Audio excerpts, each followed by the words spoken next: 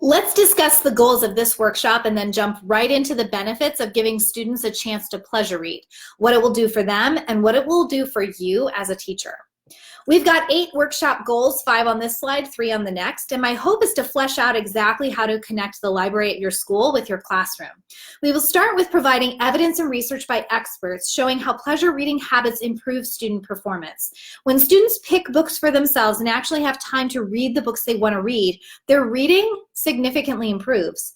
Next, we will revisit the idea of teachers as readers and give some practical suggestions that you can implement on your own and in your own life to make reading more of a priority for you and for your own family, which in turn is going to transform the way you teach and value reading for your students. Third, we will explore the Teacher's Resource Guide to the Library. The TRG is a publication Hands Across the Sea developed for the purpose of giving teachers the tools they need to start using the library at their schools much more. We will talk together about ways to motivate students to read at school and at home, as well as investigate strategies to build a community of lifelong readers. Not just as your students in your classroom this year, but that they'll hold on to their love of reading next year and the year after that, into secondary school, college, university, ultimately into adulthood. We're going to talk about how to use books from the library to teach your curriculum with not just language arts and reading, but as number 7 says, how to use the lesson plans in the TRG and the ones you create yourself to integrate books from the library into all content areas. Science, social studies, math. And finally, this workshop will provide you with the opportunity to actually create a lesson plan and have some activities that use books from your library that you can use with your students tomorrow as soon as you get back to school. So let's get started with the research. Research shows that pleasure reading habits are the answer to student achievement. We all want our students to achieve. We want them to pass those standardized reading tests. We want them to do well. So how do we take this research about pleasure reading habits and apply it to our daily classroom routines? That's our next big question, and we are on our way to it.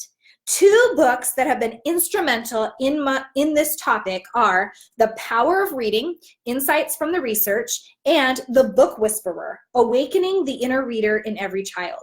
The first book is evidence, case studies, and research compounded to show that the benefits of reading for pleasure are the key to student success. The Book Whisperer is a much more easy, fun to read, especially for teachers, and it includes the research, but really works through the how-tos for us teachers and what a classroom full of readers actually looks like and how we can do it too. Let's start with what is pleasure reading. Reading for pleasure is reading because you want to. No book reports, no questions at the end of the chapter. You get to choose the book you want to read. And you don't have to finish the book if you don't like it.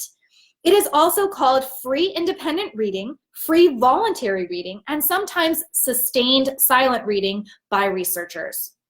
Students learn more and are more motivated when they are enjoying the activity. There is strong evidence that free voluntary reading is very enjoyable. Flow is the state of mind people reach when they are deeply but effortlessly involved in an activity. Reading is the most frequently mentioned flow activity. Think about it. Have you ever been so caught up in what you're reading that you completely lost track of time? That is flow. That is what we're talking about here. Students' motivation and interest in reading is higher when they get the opportunity to read in school. No other classroom activity that teaches reading has shown better results as reading for pleasure, not only in terms of reading achievement, but also in terms of motivation. The evidence and case studies researchers have found point to all the benefits of reading for pleasure. It builds knowledge. It improves achievement. Increases motivation, increases vocabulary, improves writing, builds background knowledge, improves understanding of text structures, develops empathy, and develops personal identity. Reading for pleasure builds greater self-confidence in a student as a reader. Reading for pleasure is the key to becoming a lifelong reader and learner. In today's day and age, students have to be open to learning new things, no matter what industry they choose to pursue. Well-read people write well because they have subconsciously acquired good writing style. When children read for pleasure, when they get hooked on books, they acquire involuntarily and without conscious effort nearly all the so-called language skills many people are so concerned about. They will become adequate readers, acquire a large vocabulary, develop the ability to understand and use complex grammatical constructions, develop a good writing style, and become good spellers. Researchers Lee and Krashen proposed that those who read more have less writing apprehension because of their superior command of the written language.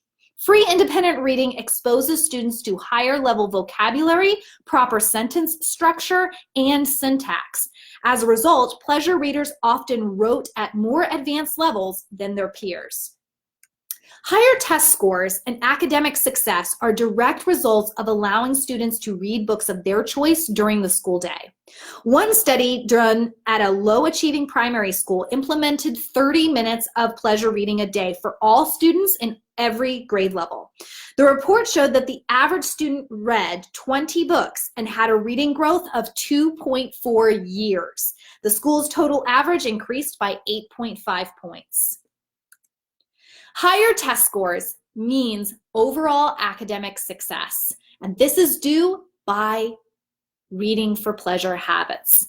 Research indicates that time spent reading correlates positively with students' performance on standardized reading tests. Check out this table on the left-hand side. Reading improves test scores.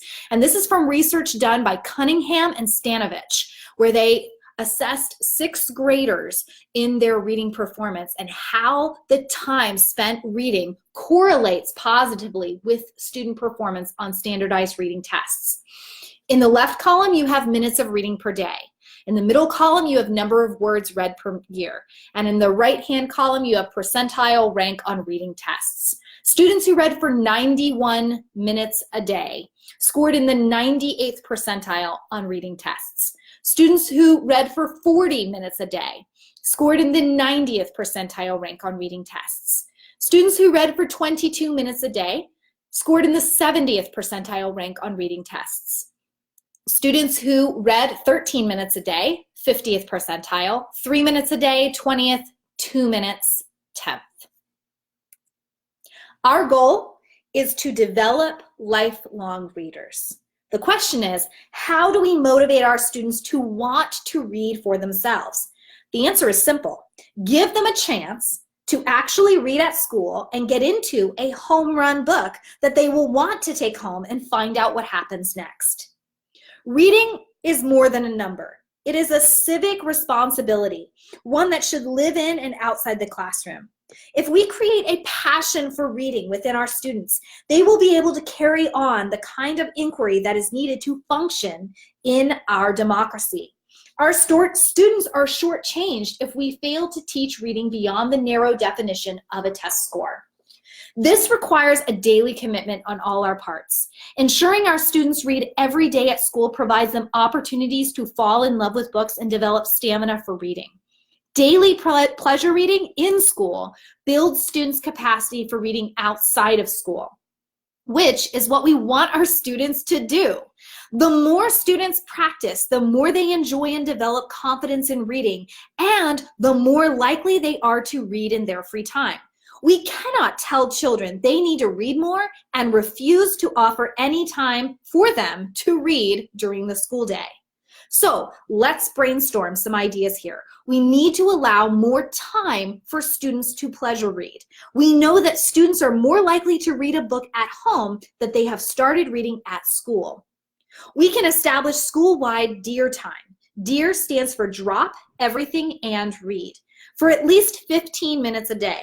We can work together as staff to ensure that all classes at our schools are being held accountable to offer this time every day to their students. We can also consider extending DEAR time to 30 minutes if possible to get even more reading time in for our students. As teachers, taking our students to the school library weekly is a must. They need to be aware of the books available to them. You, as the teacher, can help by bringing books from the library to the classroom for your students to browse and choose from. Require students to check in and check out books weekly. Take books home and bring them back to school every day to read. Model pleasure reading yourself as the teacher by bringing a book to school and reading it during dear time too. What about a Teachers as Readers book club once a month during the lunch break? Every teacher brings the book they've read or are reading, and that lunch conversation is specifically dedicated to conversations about the books that you all are reading. Tell your students about the club. Students are amazed when they find out their teachers enjoy reading, and it gives them permission to enjoy reading and talking about books too. Who knows? They may get the idea to start their own book club outside of school. This is huge. Other practical ideas include teaching your students classroom norms and routines that can be established at the very beginning of the school year that you follow through on in the terms ahead. Students can pull out a book during classroom interruptions. How many of us have had our lessons interrupted for some reason or another? You have to step away and your students are left waiting. What does your class do while they are waiting for the lesson to resume? What about bell ringers and warm-ups? When students get to school early and they're waiting on their teacher to arrive. What if the norm in your class was to train your students to have their books out, reading around the classroom or the courtyard or sitting against the wall in the hallways or at their desks before school begins? What about when students are done with an assignment and they're waiting for the rest of the class to finish too? Pull out the book and read. You don't have to create any extra assignments to keep them busy. They're getting in those 40 to 91 minutes of reading in that they need to succeed. In between times like sports days, awards days, and assemblies, how often do we complain that we can't seem to keep our students quiet while they're waiting for something to begin? The solution may be to bring a book with them and read it until the event begins, and they then will put it away. And obviously, weekly library time is a great place for reading too. They've checked out their book already. They're waiting on the other students to check out theirs. They're sitting on the floor reading their book while they're waiting for the others. Pleasure reading is not something extra.